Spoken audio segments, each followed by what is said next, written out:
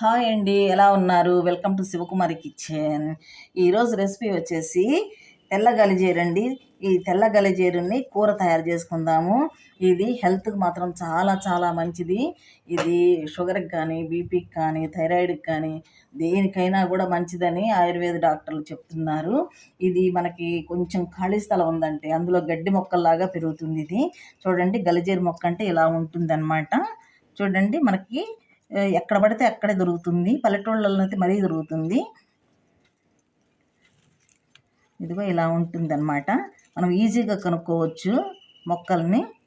చూడండి, ఇప్పుడు ఈ ఆకుకూరతోటి ఇప్పుడు నేను కూర తయారు చేయబోతున్నాను.